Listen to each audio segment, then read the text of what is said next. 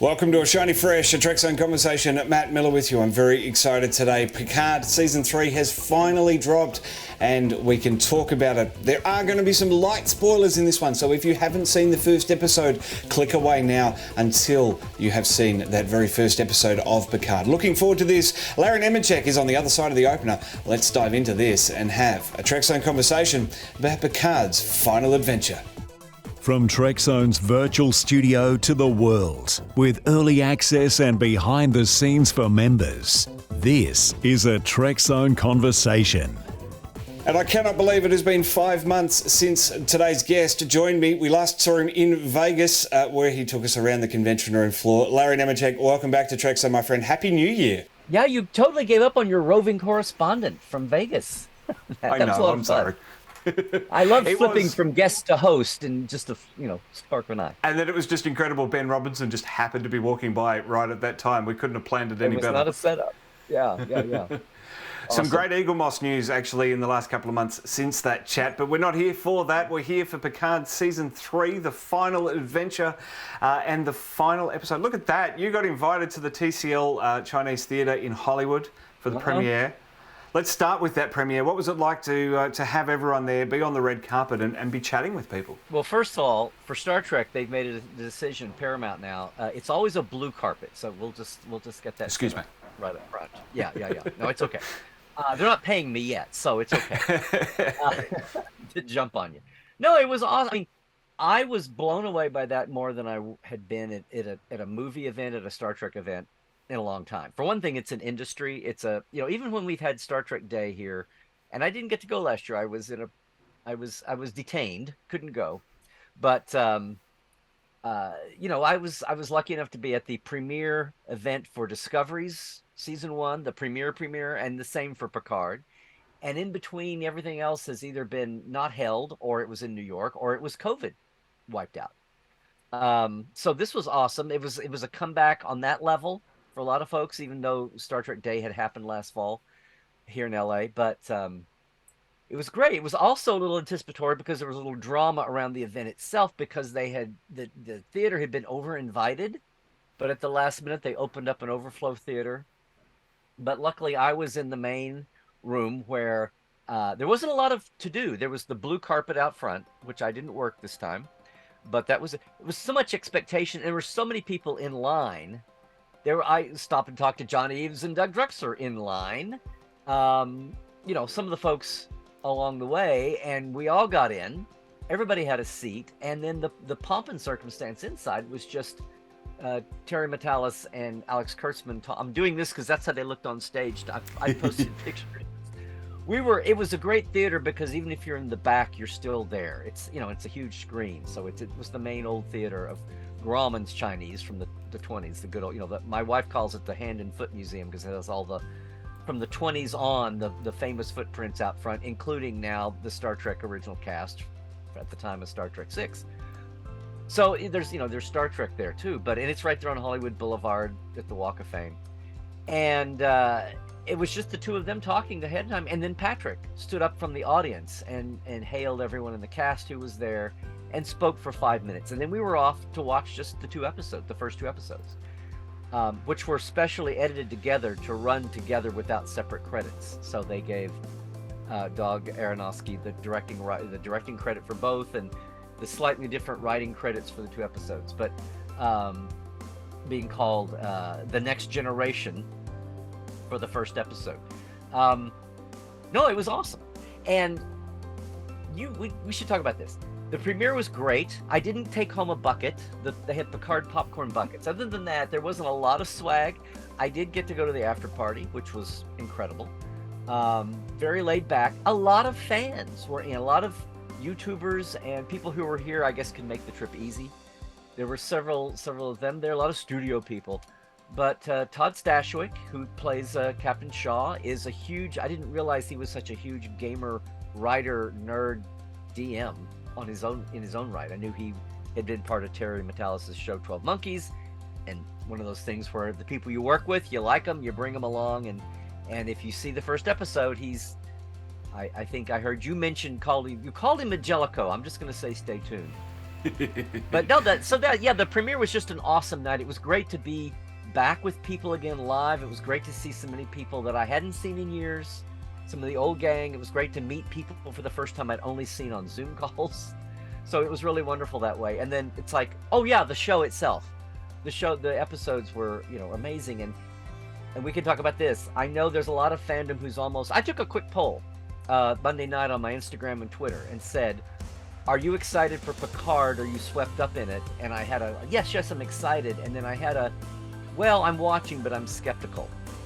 Because a lot of people say, no, come on, it can't be this great. Come on. They tell us they're paid to promote the show. The actors, of course, want us to watch. And I've really, it's hard to convey to folks, because I don't want to raise the bar too high, because somebody will always be disappointed in something. I said this on my Tuesday's live show. So that's where I was. And so without overkilling it, without gushing too much, I just think, I said, whether you're a shipper or a ship pornista, and whether you're a commentary person, because it's going to get to some commentary items, or a canonista, I think everybody's got something to enjoy about this. And I think people say this feels like Trek again, and I think Terry's really knocked it up. Terry and the entire team have knocked it out of the park. And just from that opening frame of in the 25th century, the Wrath of Khan was right there. That clearly is an inspiration. Ship porn, as you say, coming through the spaceport, seeing the Titan, seeing all those things. And what I really liked as well is that, there was some discussion about how there was a lot of fan service and how that's not necessarily a good thing. But here we just get straight into the meat of the story. We're just cracking on. There's no exposition, and we're just off and racing and doing stuff. And we're kind of Captain Shaw here. We need to get all the information as to what's happening. Yeah, the first, the people who are all excited to see, Beverly Picard romance or whatever, shipping or whatever, or yeah, some Elcar's tech graphics porn or whatever. You're plunged in with, it's a gun battle fight. Now, is it fan service to say everybody, oh look, that's Beverly Crusher? Okay, well if that's the extent of, she hops up with a phaser rifle when she's being intruded upon. Like, what is this ship? What is she in? It's grungy, it's dark. You're plunged into a gun battle, a phaser battle right off the bat. Well, that's not, how is that, yes, you're plunged right in. And is it too spoiler now to finally say thank you? So many things are popping up here. I tried to vague spoil a little bit when I said, the first time I watched it like a week ago, finally, I said, thank you.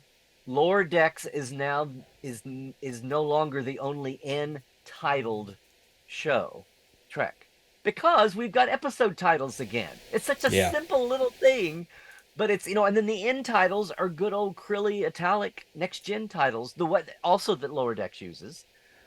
But it just feels so right. But I'm just saying thank you, because I've never been able to ask anyone, except I know the answer. Why do none of the modern shows, except for the animateds now, the live actions have no episode title cards? What is wrong with it? Because that's what's done in, no one uses, it's like Roman numerals for sequels in movies. Like, no one does that now. It's like, well, I think it's time to... This is Star Trek, and we're not like everybody else. So, good to Terry. The tiniest little thing of just having the episode titles on the titles is a tiny thing. And that's like, that's just a grain of sand on the beach of all there is to say about this. But if you've been... I've been preaching for years, watch these people's socials. Follow them on their Twitter and their Instagram.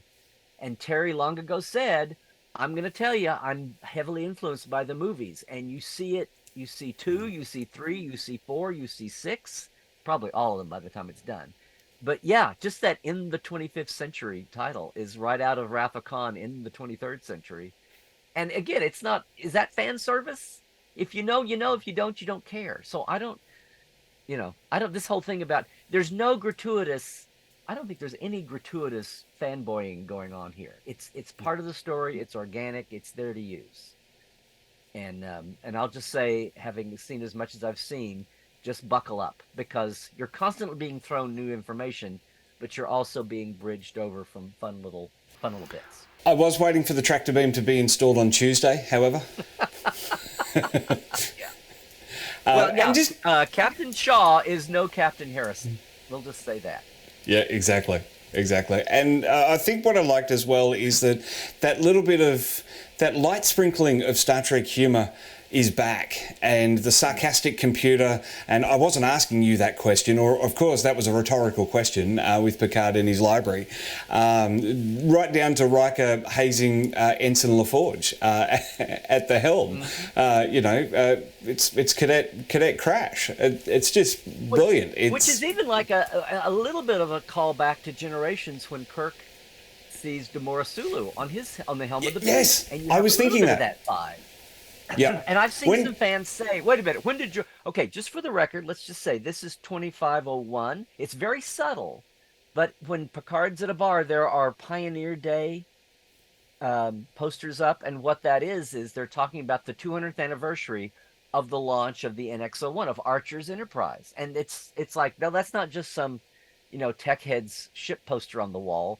They're honoring the 250th anniversary of Archer's launch, because that was the first Warp 5 ship, and it was the first one to go out, and it was the one that met Vulcans and found out about Romulans and yada yada.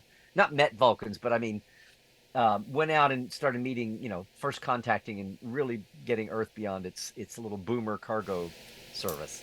Annoying the Vulcans, more like it. That the year is 22. This is 2501.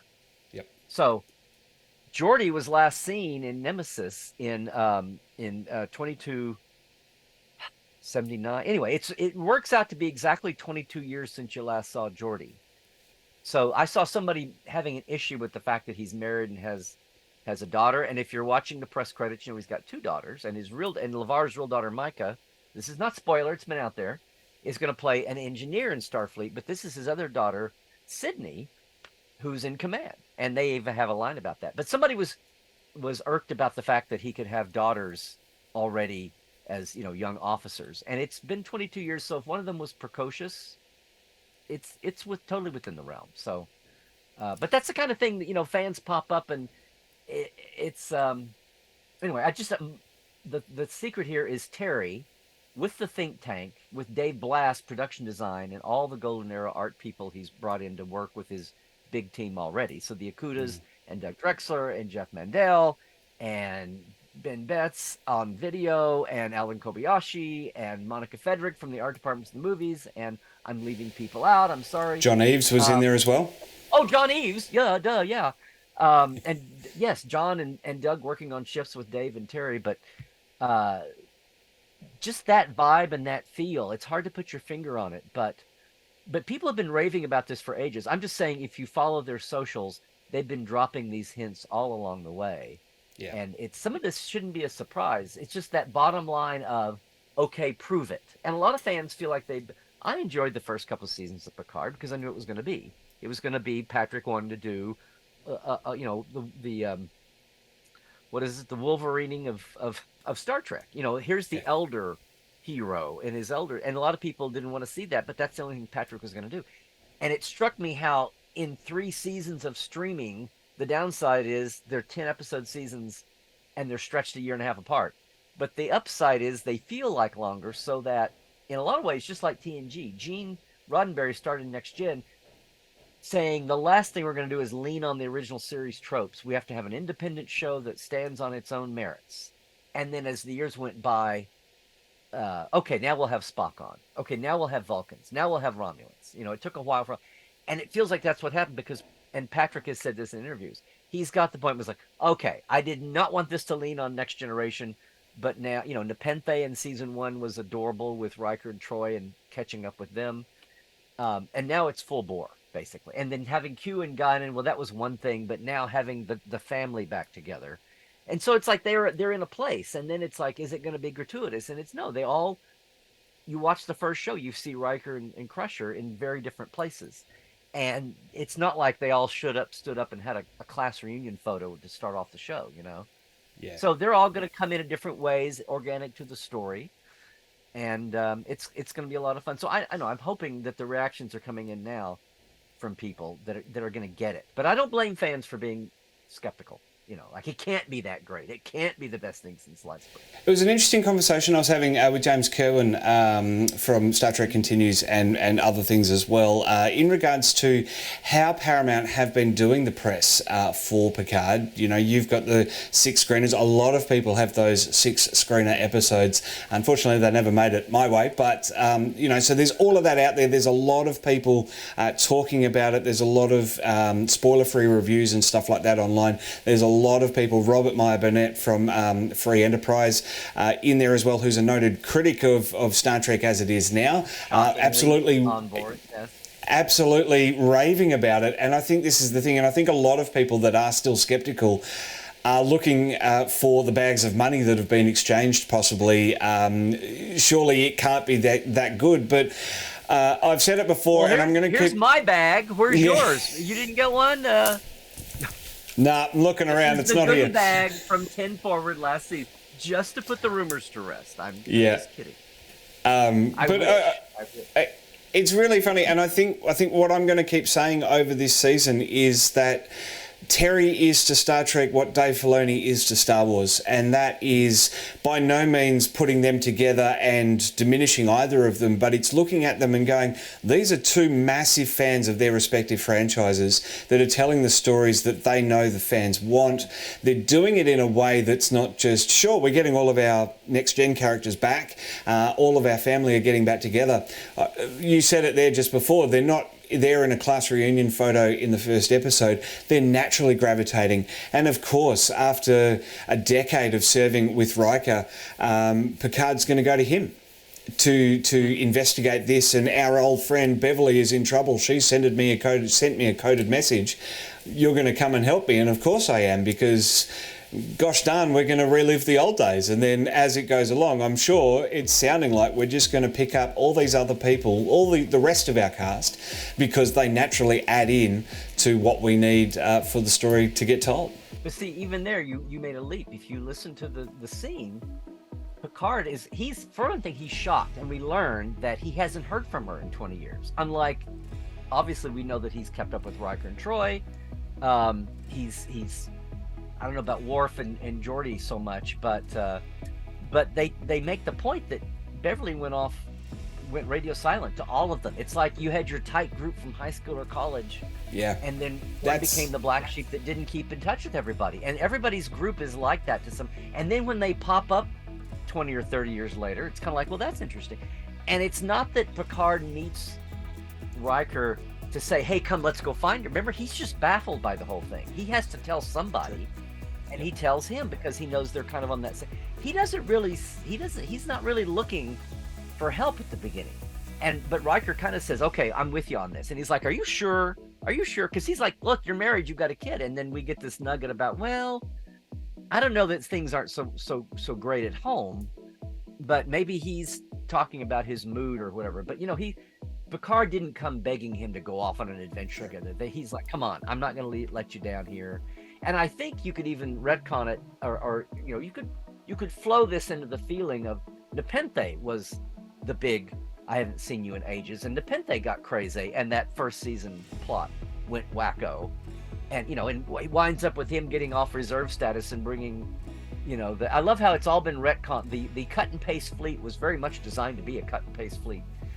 And now it's a great experiment that's been seen as a failure. So now they're diversifying design again. I love good old Star Trek retconning. But he had a taste of adventure again after he'd been baking pizzas in his home oven.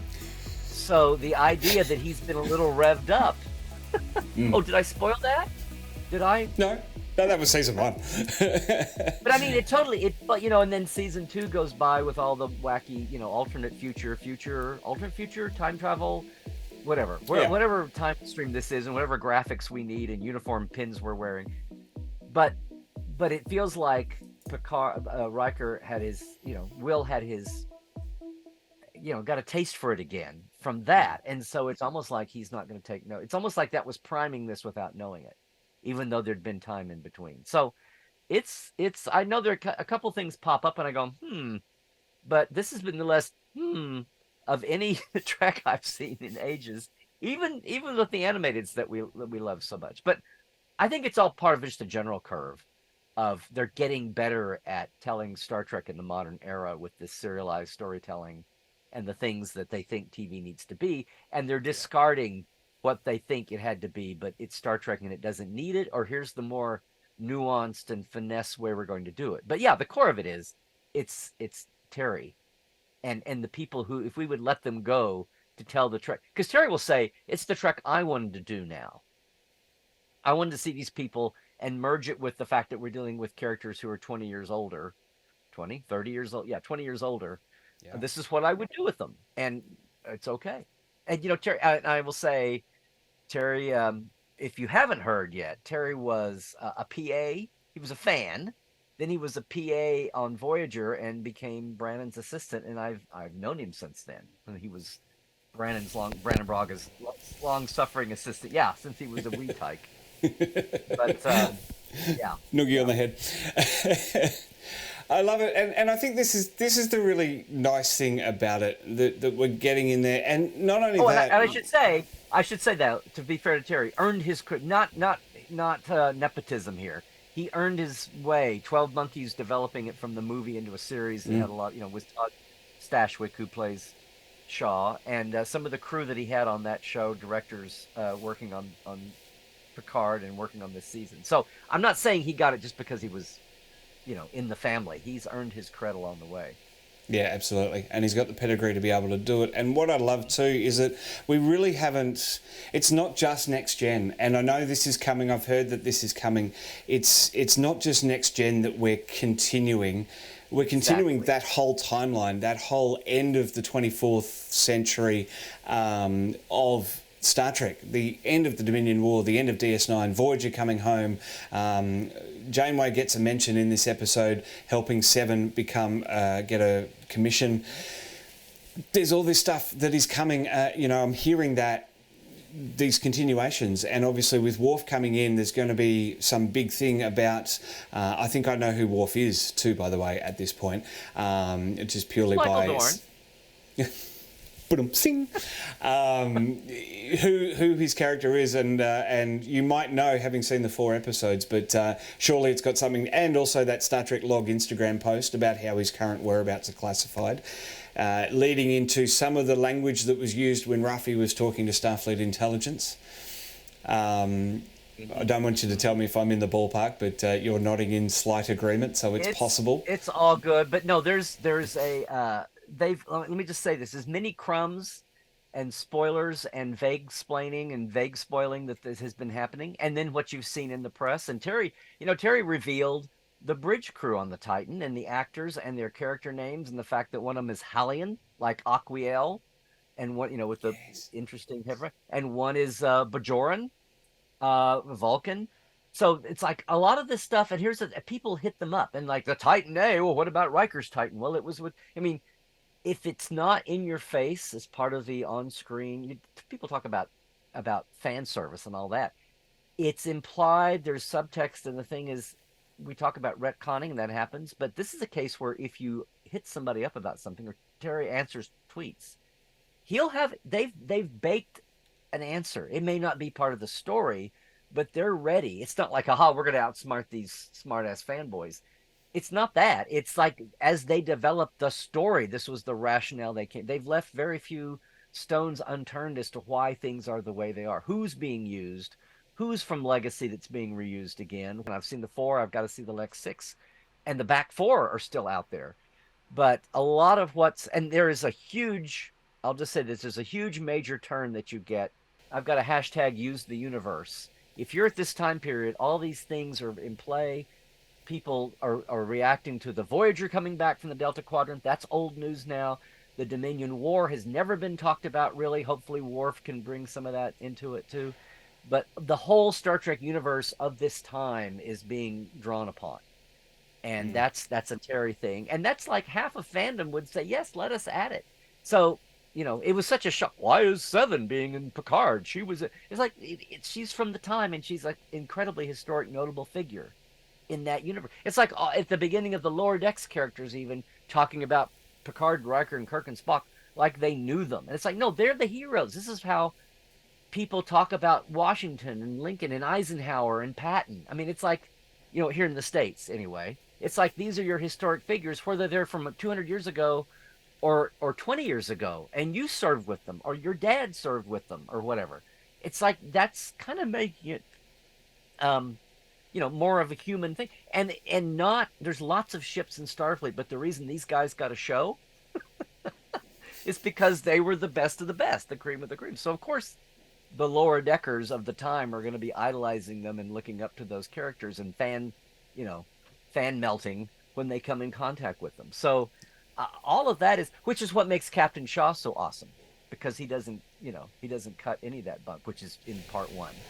Yeah, and it's awesome to see that. And then and then to see Riker and Picard sitting there all sheepish, like they've been found out. So it's a little bit of a hint of Star Trek 3 there, when only they're stealing the Enterprise, but Captain Styles is still very annoyed. But as the show goes on, you're going to see Captain Shaw is no Captain Styles either. So I'll just throw that out. I had those flashbacks as well. I did call that out on the couch last night about Bridge. How can you have a red alert in space dock? Yeah.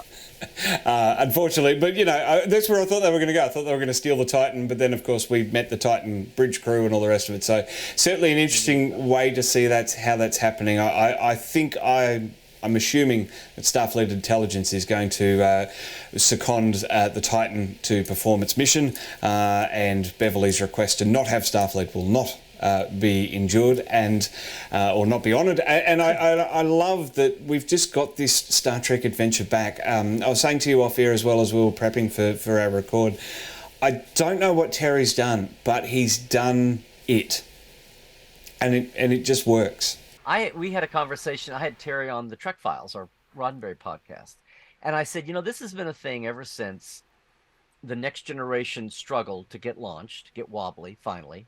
It's always hard to start up after a gap. The motion picture was the same way, Discovery was the same way, and once the well-oiled machine is going, that's great. But the other part of it is, eventually, people like Ron Moore and Renee Echevarria and Ira, when you have Trek fans who are also professionals, or they're climbing the ladder, that's great. You can always tell they're writing, and when you've got fans on the creative staffs, right, or they respect it enough that they become a fan, they plunge in.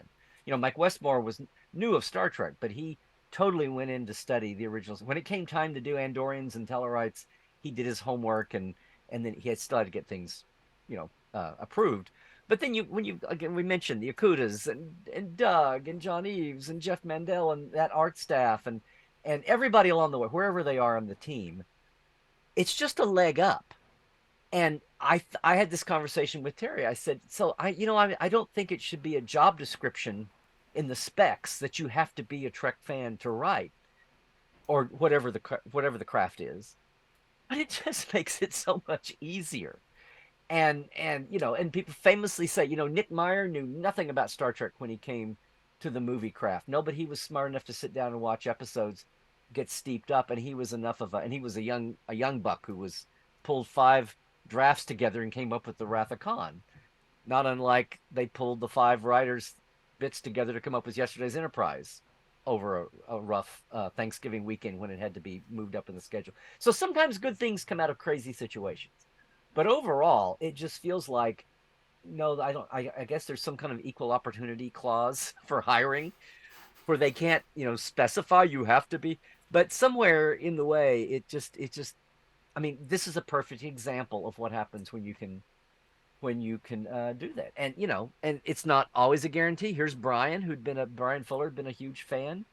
And the machinery of getting restarted and launching a streaming service, may have been some of the undo, and having too many projects going at once may have not made that the most perfect situation. But here's Terry stepping into a show and saying, okay, here's what I want to do. Give me the keys, and here's what I want to do with these guys and gals.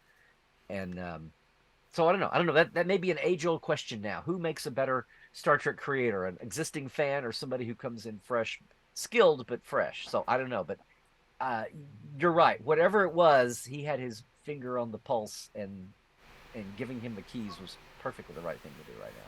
And I think also too, like there is that conversation to be had about moving Star Trek forward, and we should be telling new stories, and we shouldn't be looking back. As much as the Orville is fantastic, it really is just another season of The Next Generation from the 90s. That's not to diminish it. Tom and the team, Seth and the team, do a fantastic job over there. And again, I think maybe this is where I'm starting to articulate what it is that Terry's done here in season 3. The universe is so large, the Star Trek universe is so large, there's so much storytelling to be told, and I think that's where TNG, DS9 and Voyager worked, because as a continuation, now we need that continuation. Instead of going and doing something new, I think that continuation is what's working. And I think also too, articulating this here now with you, Larry, I think that's where Filoni's on point with Star Wars. The prequel era there for Star Wars being an untapped goldmine, they're back into it. Disney, for some reason, didn't want to touch it. Now Filoni's come in and said, look at all this storytelling that we can make, and the fans are drooling over it. And I think we're going to start seeing that here with Star Trek. And I think Paramount need to snap Terry up for another series contract. I totally agree. Now, he's done some Disney work. He worked, there was a reboot of Witch Mountain that he worked on through the late part of the year, and had Dave Blass as his production designer on that. So yeah, who's asleep at the wheel? You know, the studio, even in the midst of the remarriage of the undivorcing of Viacom and stitching that back together, and it's the fallout of who's running what and who's making this decision and who's turf and all that, up and down the ladder, that all had to be and we're still, you know, I think part of the Star Trek 4 movie fall aparts, the delays there have been over, you know, not so much conflicting visions, but somebody have a vision and somebody let something, you know, whatever. But even with that, they were able to CBS All Access was able to react and snap up the fact that Anson, you know, his Captain Pike on Discovery, I think they had high hopes for Ethan as Spock, and that was there, but no one, I think, saw the tsunami that turned into, and good for them to recognize that and put that ahead. Even Section 31, and it didn't hurt that Michelle Yeoh's career was blowing up. But with that, you know, somebody made the decision a month and a half into working on Section 31 to pull up and develop Strange New Worlds first. And good on them. We've been blessed with that. So, you know, it's not like they haven't paid attention, even when it amounted to spending bucks and changing plans. So that may have been an eternity of leadership ago, though, before the remarriage. But hopefully they're paying attention, because and we've had all this squawking about maybe not a fourth season of Picard, but some of these characters, some of these situations, this era, maybe ripe for a spinoff. I think they keep talking as if, I mean, I've heard, I think they've been on the record talking about Section 31 kind of coming back. They certainly keep it alive, even the Starfleet Academy idea, but Section 31 more, even Alex talking about it. So who knows how this will all juggle out, or if the 5 series at 10 episodes each a year, well, Prodigy being 20, but they space it out, it might as well be a 10 and a 10. You know, because that's 50 weeks a year. They've got their no gap, so people are subscribing if it's still that basic an idea. And whether you could accept a 6th, or we start getting into overlapping Trek and then we diminish the fan base, I don't know if we're there. We're so much better at binging and paying attention than we were in the 90s now. The viewing zeitgeist is, we've got our heads there now. That's where we are. We weren't in the 90s. You've got it digital and you're not having, it's not a weekly delivery, did you tape it kind of thing. Oh, I didn't. You know, everybody's got it accessible any day of the week in your palm now constantly, you know. So I don't know if a 6 would hold up, and if they decide, and there's been a big retrenchment in streaming networks. I still think Star Trek is above that, because its mission is to deliver this fan base globally and show up against all the other franchises. Not because nobody's keeping score. That Star Trek is entitled to have the worldwide audience and acclaim and clout that Star Wars and Marvel and DC all have, and it was the granddaddy of all of them on screen. So yeah, that's part of my plan. There's my soapbox. So I don't know what the future's going to bring and who's next and all that, but it feels like they've been loudly hinting, and they've been doing it for several months, about some crumbs of what we're seeing right now not being allowed to blow away in the wind. So we'll see.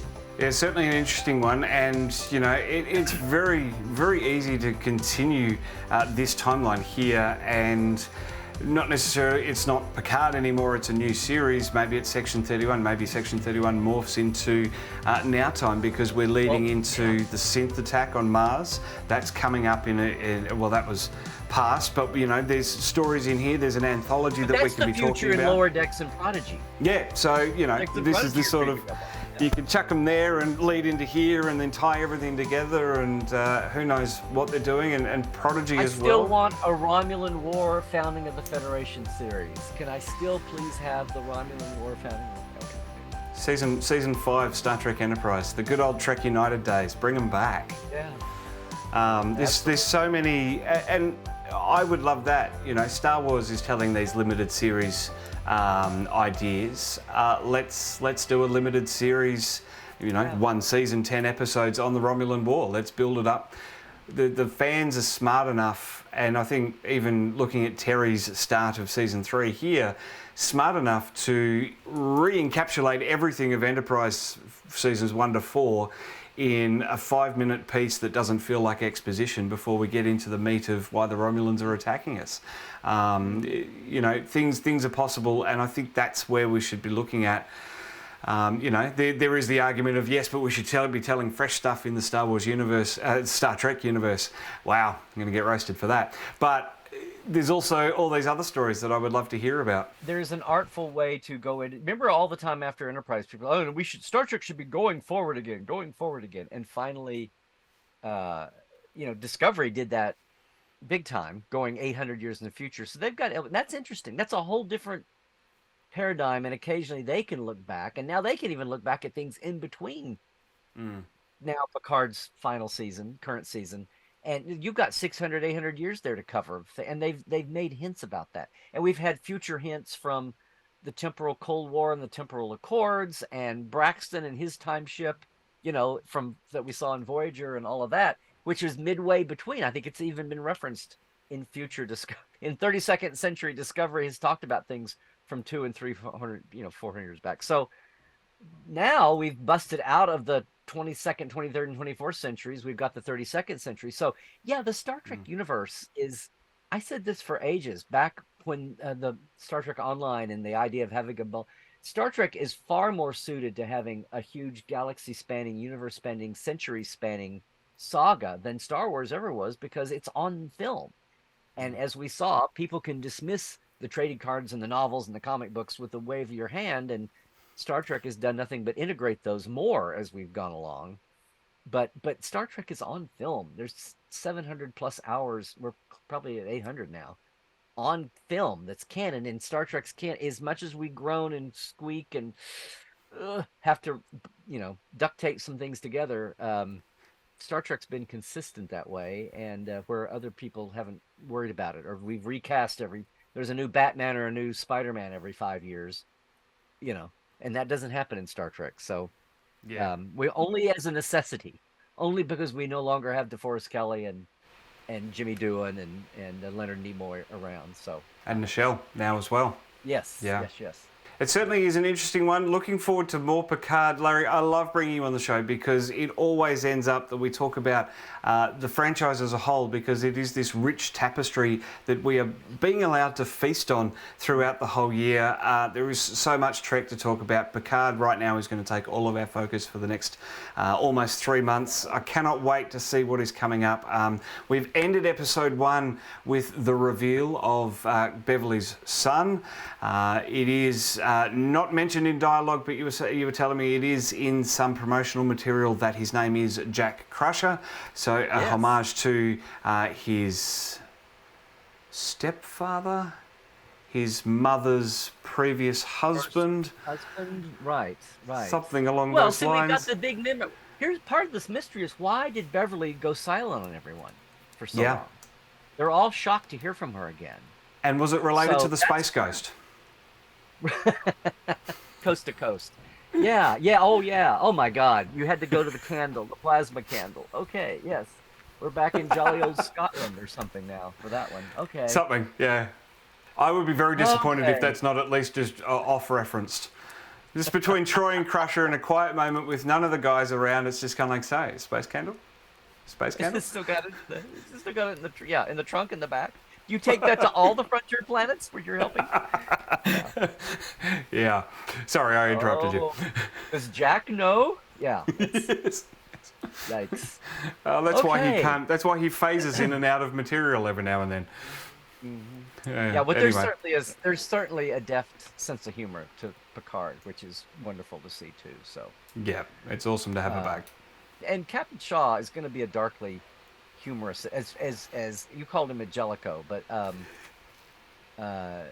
he's going to have some nuance too. It's not I don't think there's a cardboard cutout character in the whole cast. So from what I've seen so far, which is awesome as well. It is going to be awesome, Larry. Looking forward to Picard Season 3. Looking forward to Star Trek in 2023.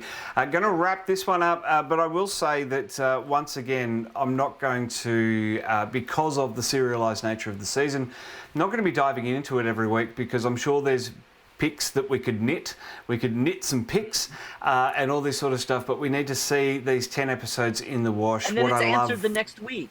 People lose their knickers over it every week, and it's talked about in the next episode. So yeah, these are chapters in a book, not standalone episodes. So. Exactly right, and we came to that decision a couple of years ago. I think with Discovery, I think it was one of the podcasts that you and I had is when I had that moment where it was like, well, I'm not going to do it every week. We're just going to play it all out, and then we're going to come back and we'll chat about the season as a whole. But for right now, Larry, I so appreciate your time. Can't believe it's been 5 months since I last saw you, so that needs to shrink the next time, and we will Hopefully be seeing you around. in 9 weeks or so, it won't be 5 months. So absolutely. And of course, the usual places to find you: Portal 47, LarryNemecek.com, Trekland Tuesdays live. What else am I missing? The Trek Files. Trek Files. And if you're ever in Los Angeles, hit me up and we'll work out a Trekland Treks location site tour for you.